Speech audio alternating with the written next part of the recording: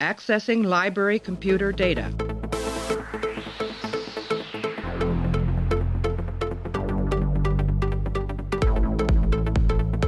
Out there are no saints, just people. Hey everybody, welcome back to the show.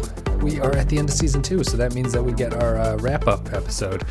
Some people like these, some people don't like them, but I like doing them just because it's nice to sort of catch your breath every once in a while, realize where we are in the series, and then it also gives me a day off from having to upload a real podcast, so I appreciate it for that reason. It gives me a little bit of technical breathing room, but I think these are useful to go through. What we're going to do, if you're unfamiliar, is we're just going to talk about season 2 as a whole, really sort of briefly, I suppose, compared to other episodes. I'll give my thoughts about what I thought about the season. We hand out some fake awards, like the underrated and overrated episodes, and that's pretty much it. And you guys can give me your feedback. Let me know what you thought about the second season of Star Trek DS9 in the comments, or you can email or wherever. You can put them on Twitter. But let me know. YouTube is probably the easiest way. So, season 2. Much better, slightly better, or not better than season 1. I think season 2 of DS9 is very much the show in a microcosm figuring out what it wants to be and what it's doing. To me, it feels like the season really moves in a developmental way forward. You can really see the changes that the production side are making, where season 1 of DS9 felt to me like it was really, they started off strong with Emissary in the pilot, and then they quickly were just like, we'll just make TNG stories. That's what people seem to like. TNG's on, it's successful at this point. We'll just do TNG stories, except we'll set them with this new cast of characters and everything will be hunky-dory.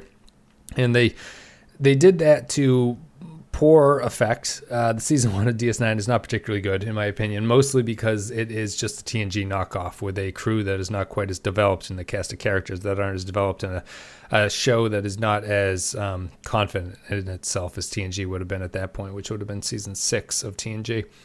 So DS9 started to figure out what they were doing later in season 1, where they had from Duet and In the Hands of the Prophets, which tied in directly into the start of season 2.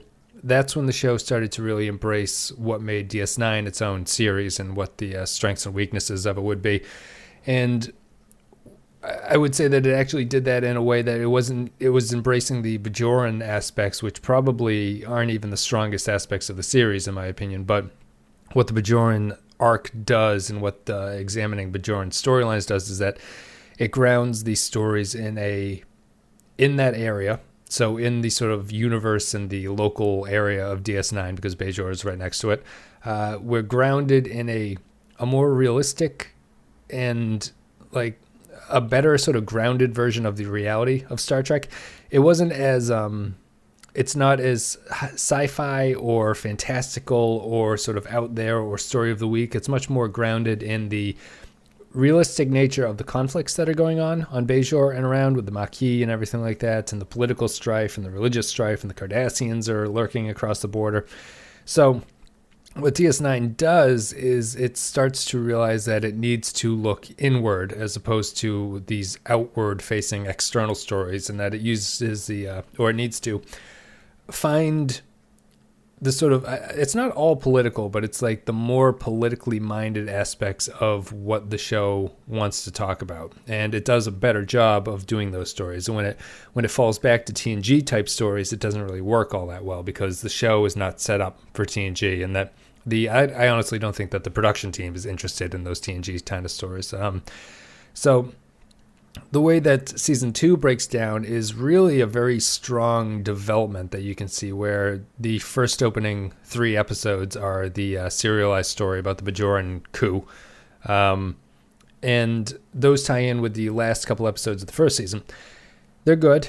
I think that they're just hinting at what the show is eventually going to do more frequently. And I don't think that they're extremely interesting or good episodes. They get worse as it runs along because it feels more like a stretched out 2-parter than anything, where the quality of the second half is never really amounting to what the quality of the first half sort of hints at.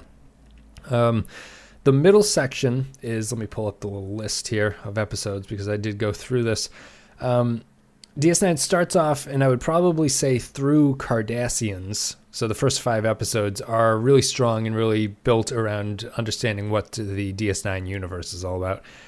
After that, from Melora to probably the alternate would be a good example, are TNG knockoff stories. And it's where the show sort of falls back on itself a little bit. Melora was a terrible episode. Rules of Acquisition is just the Ferengi episode.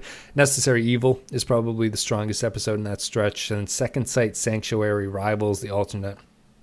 So, in my opinion, even though those are episodes that are built around the DS9 universe, they fall into more of a TNG storytelling trope where there is a story, which is usually a character story, and then there's like a sci-fi B story that fills in the spaces that you've got left over.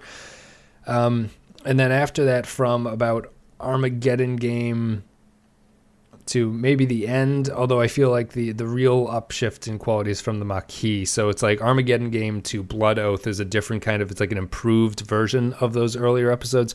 Everything from Melora to the alternate is kind of a weaker version of what eventually becomes from Armageddon Game all the way to Blood Oath. That's where the stories actually start getting better. They're more interesting. Whispers is in there. Paradise is underrated, I think. Shadow Play is okay, whatever. Playing God is a pretty bad version of a TNG story. Profit and Loss, another Cardassian Ferengi story. And then Blood Oath, which is the TOS callback. And then the last section is the Maquis onward to the Jem'Hadar, which are probably the strongest stretch of episodes that the second season did. I know that I've talked before about there's some reviewers who think that's a very strong stretch of Star Trek overall. I think it's strong in the sense that there's no bad episodes that are really mixed in there. Modi thought the Tribunal wasn't very good, but I kind of disagree with him about that. I think that the last 10, maybe 8 or 10 episodes of DS9's second season are pretty solid. It's more impressive that they're all probably like strong 3s on my scale, maybe a 4. A couple of them touch 4s. And that's it's rare for any of the Star Trek series to have a run like that where the quality is consistently good. It does happen. It's just not, you always get a few bad episodes peppered in across the season just because of the way that the production of 26 episodes works out. But season 2 ends strong. It's as I think Brad said on the Collaborator episode, it is the hints of what is to come, I think, with the series. I think he's described it as the first, degree of increase on an on-ramp. You're just getting onto what actually is going to be going up, and I'd agree with that. The quality will only get better from there, although it's solid. I think the Maquis, particularly, the Jem'Hadar is good. Collaborator is interesting if you like the Bajoran stuff. Crossover, they're sort of branching out into different things. So season 2 to me is very inconsistent in its quality, and it's the season that really feels like it is the year where the writers are trying to figure out what this show can do. Season 1 was not that. Season 1 was, okay, we've got a new show, let's just get the episodes out and see what happens.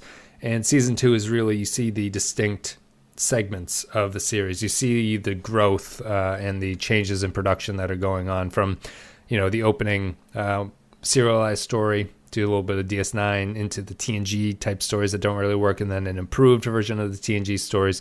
And then finally we settle into what actually DS9 episodes will eventually start to feel like.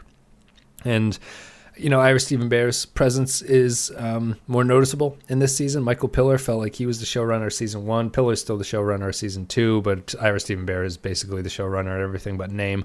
He'll take over in the 3rd season.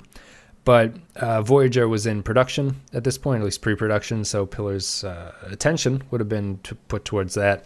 So he obviously can't be as present here, and it's starting to feel that way. We've noticed in the last couple episodes, how the tone of the series is different at this point, and it's good. It's I sounded like I was hesitant saying that, but it is good. I'm really just trying to figure out.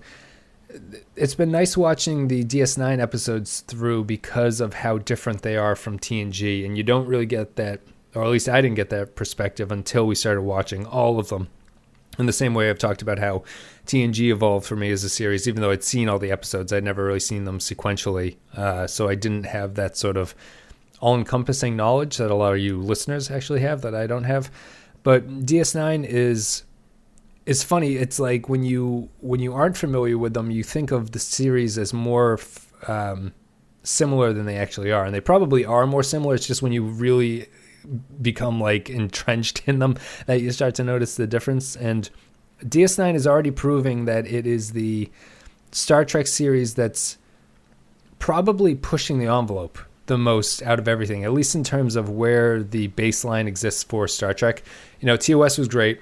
TNG was really more of a reboot of TOS in a lot of ways. It was just a futurization of TOS where, on the production side, all the ships are new and everything looks better and everything's shinier. But in the storytelling, it is more about how the frontier has been settled, or the unknown has been settled, and now we're trying to sort of maneuver in this new comfortable space where everything is very comfortable. There's no real threats that are constantly knocking at the door. It feels much more like a safe series than TOS did. And DS9 is a revert back to the frontier life and a challenging of things can't all be perfect everywhere. So what does that mean in this universe where things are said to be perfect everywhere?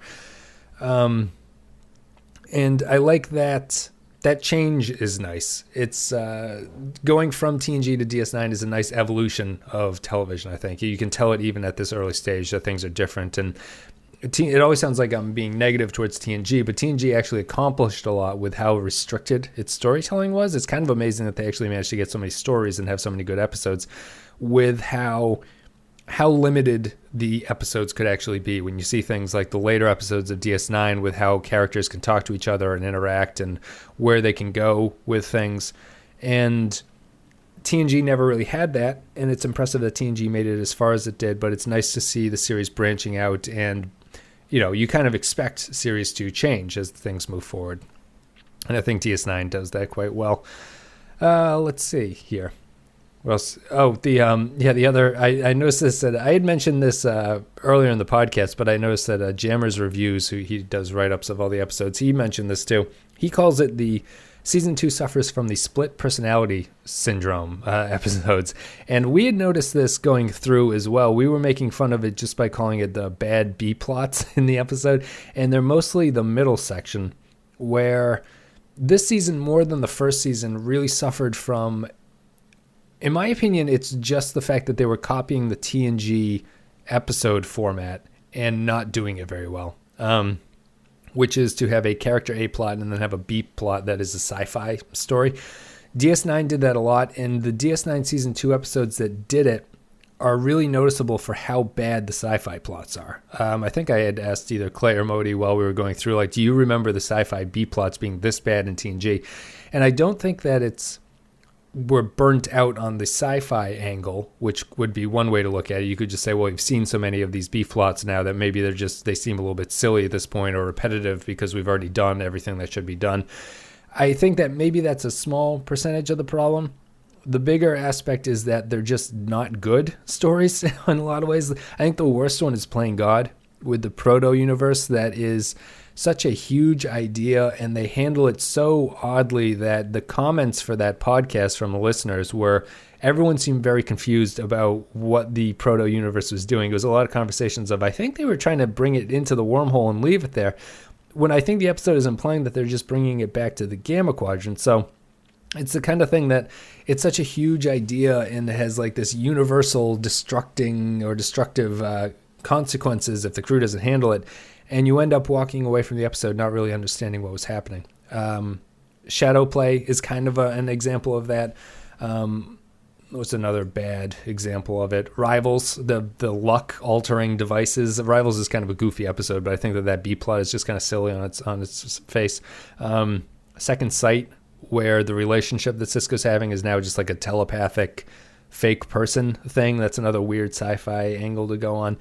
It suffers from that. And that's mostly the middle of season 2. Really, they run out of gas, or they're just trying to get the episodes out, and so they're like, just copy the TNG thing and we'll go from there. And it's not good. It's highly noticeable, and it's noticeable when they get rid of it, starting with episodes like the Maquis, where moving on forward, there's not really a sci-fi B-plot. There's sci-fi elements to the stories, but there's not the just like, okay, this is where the science, Star Trek science fiction space story is going to fit in. The storytelling utilizes the technology, like The Wire would be Garrick's example, like having a sort of sci-fi, doctoring of Garrick's brain, where he has this thing that keeps him, protects him against torture, but it's malfunctioning. That's the sci-fi angle, but it actually works into the character story a lot better than for example, Playing God, which is about the Trill, learning about the Trill and how they initiate people, also finding a proto-universe and having to fly it in a shuttlecraft back through the wormhole.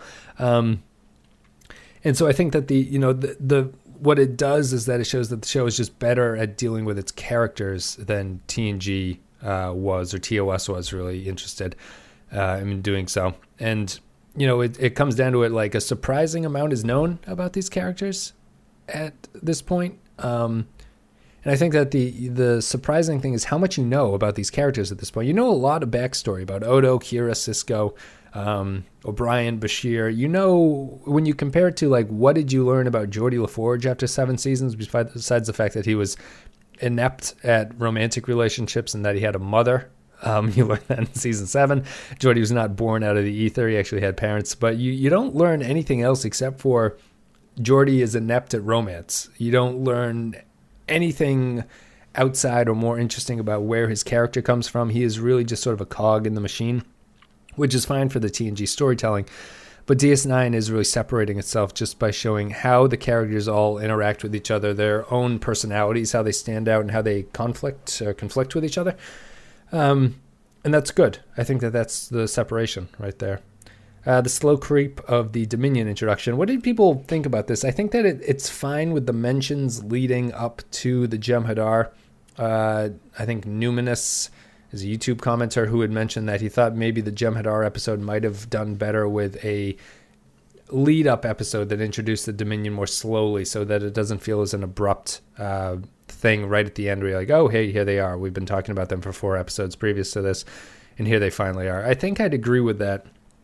They do sort of feel like they come out of nowhere, even though they name drop them. But I think the problem is just name dropping is not enough. It's too much telling and not showing. And, it's kind of maybe an unfair criticism to really hold that against the show at this point. But I feel that if it was a more modern show, it would have been introduced a little bit more smoothly and wouldn't have had that abrupt feeling at the end. But other than that, I think that for the series itself, the name drops work, and they built towards that reveal fairly effectively, if not very well. And that's it. Season 2, I don't know. I don't think it's that strong of season. It's definitely a better year of television than the first year was. I don't think we had any of the real dreck that we had in year 1. I'm just going to open my ratings and look at them now, actually. No, there were a lot of 2s in year 1, and there's not that. It seems like a much more drastic improvement than TNG actually had into its second year, so that's pretty interesting. That's about it. I think that's it for my sum up of DS9 Season 2. Do people think this is a good year? Great year? One of the better years of the show? I don't know what you would think. I think most people would say that years 4 to 6 are probably the strongest years, but I don't know if people think that year 2 is interesting for any reason. I see that online occasionally that people think that, but I don't know if the listeners would agree with that. Let's see.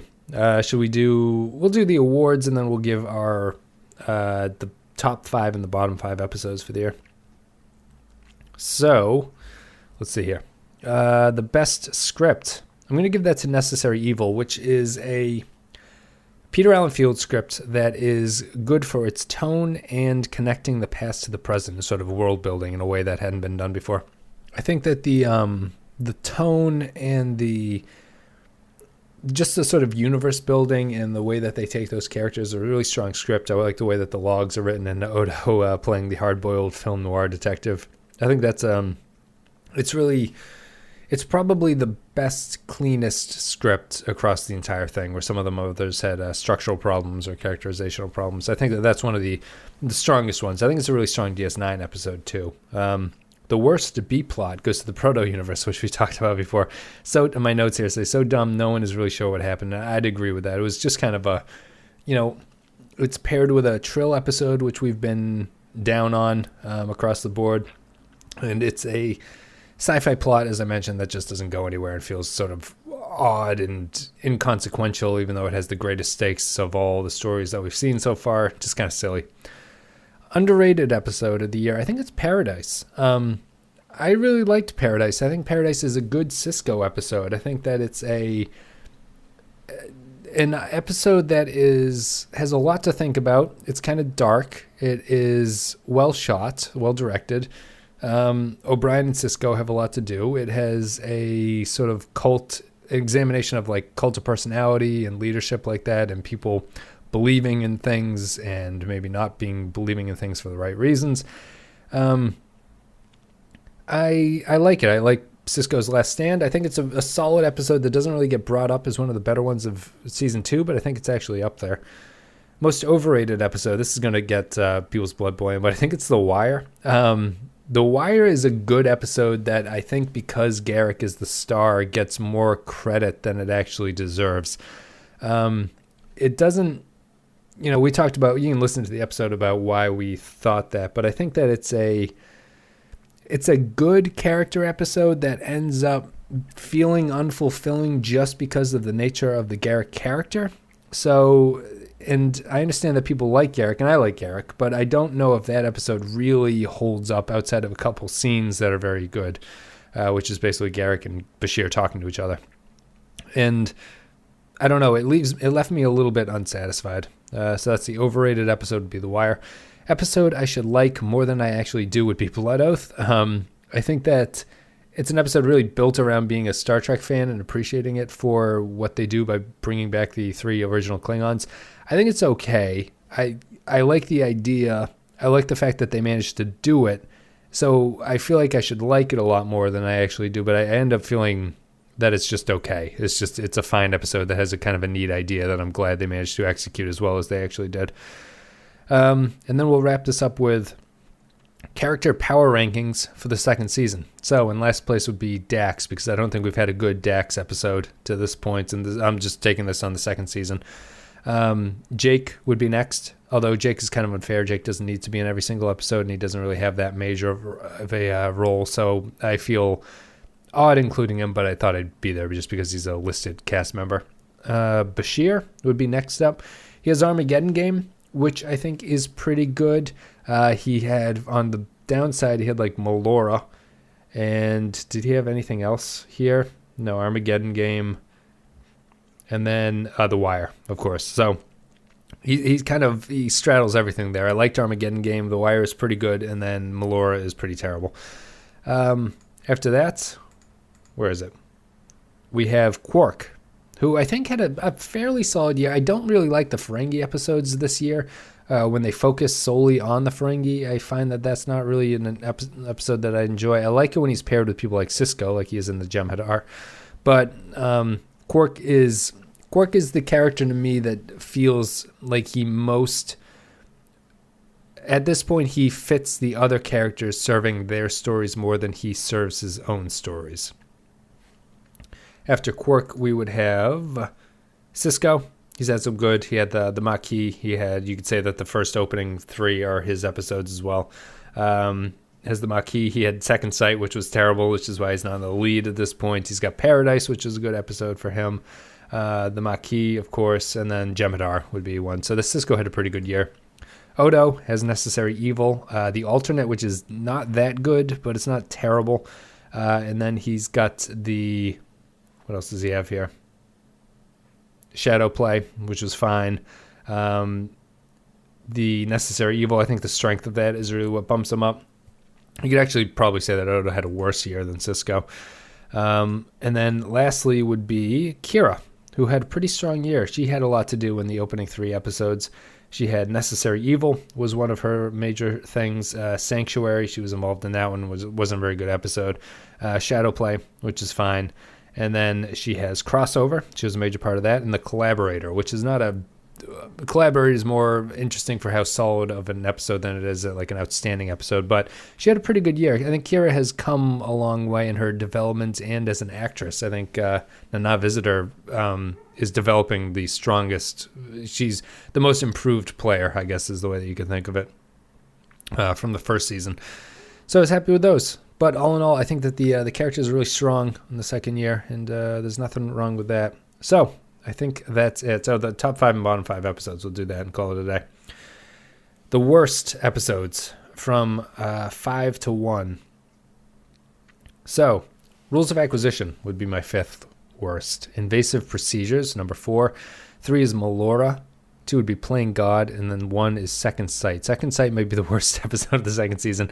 It's so forgettable, and it's funny because it's Cisco. You think that they would have the Cisco-focused relationship episode would matter to something, but it really doesn't. It's terrible. So, Rules of Acquisition, Invasive Procedures, Melora, Playing God, and then Second Sight. And the 5 best episodes from 5 to 1, Paradise, which I mentioned, The Jem'Hadar, The Maquis, Whispers, and then Necessary Evil. Necessary Evil and Whispers are nice sneaking up in the top there because they're self-contained episodes, but they're very strong. The Maquis and the Jem'Hadar are building of the DS9 universe, and then Paradise is just kind of in that middle ground where it's a solid episode that I think does a lot of good character stuff for the DS9 crew. So that's it. Paradise, the Jem'Hadar, Maquis, Whispers, and Necessary Evil are the best 5 episodes of the second season.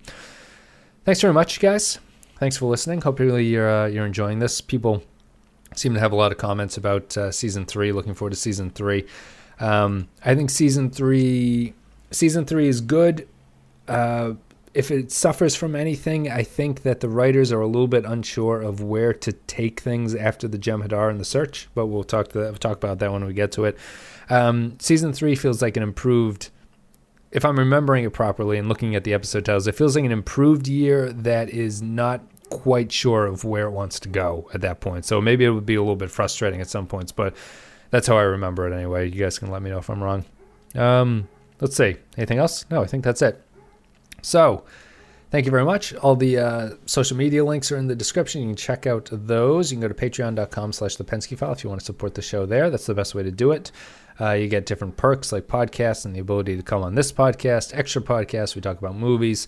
Check out Real Ripe and Real Rotten, which is a film podcast. We'll be coming out with Clay had to go away on vacation, so we'll be coming back with the worst Denzel Washington movie shortly. It's been a little while since we did that podcast. Discord, we have a Discord server. There's the Reddit link to the Reddit. A lot of ways to find the show, I suppose, is all this is about. But check out Discord, check out Patreon, and all that stuff. I think that's it. Let me see here. Do I have anything else to say? No, I don't think so. Thank you very much, guys, for listening. Thank you for listening to this wrap-up. I know some of you don't actually like it, but we'll be back on Thursday with the Search, Part 1 and 2. We'll be talking about that with Clay. And then after that, we are deep into...